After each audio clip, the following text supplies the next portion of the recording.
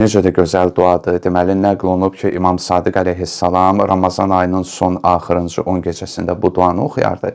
Əlbəttə ki, mən bu duanın hamısını oxumayacağam. Sadəcə onun sonundakı hissəni oxuyub tərcümə etmək istəyərəm. İlahi, sənin kərəm zatına və böyük cəlalına sığınıram ki, məbadə Ramazan ayının günləri və gecələri başa çatsın. Halbuki bu günlər ötüb keçsin və bu əsnada sənin yanında mənim tərəfindən olan elə bir məsuliyyət və ya günah qalmış olsun ki, məni onunla sorğu-sual edəcəksən və ya elə bir xəta qalmış olsun ki, onun qisasını məndən almaq istəyəsən, amma hələ ki, onu mənim üçün bağışlamamısan.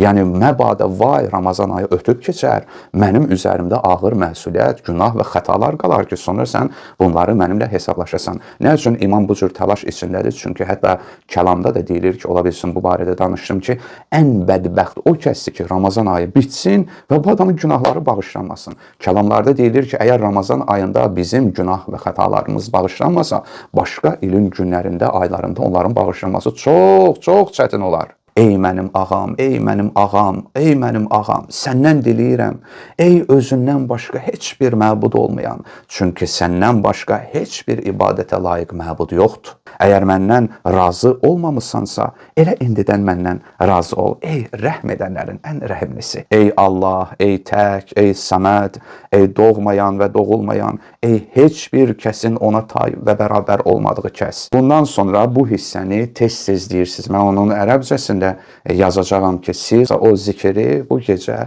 tez-tez çox deyin. Ya muləyyinəl hadidi li Davud aleyhissalam. Ya kəşifəd durri vəl kurbil izami an Əyyubə aleyhissalam.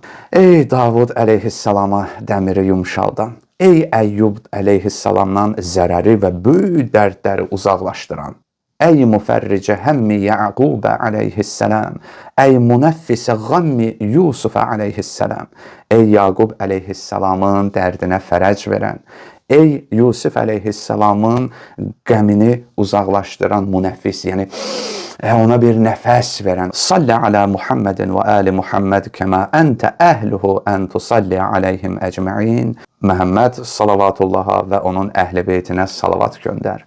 Necə ki, sən onların hamısına salavat göndərməyə layiqsən. Və fəal bi mə əntə əhluh və lə təfəal bi mə ənə əhluh. Mənimlə sənin layiq olduğun kimi rəftar et. Mənim layiq olduğum kimi yox. Baxın, duada Allaha diktə eləmir, bunu elə, onu eləmə, bunu bu cür elə, onu o cür eləmə. Yox, ilahi, ya Rəbbəl aləmin, sən əhli olduğun kimi mənimlə rəftar elə.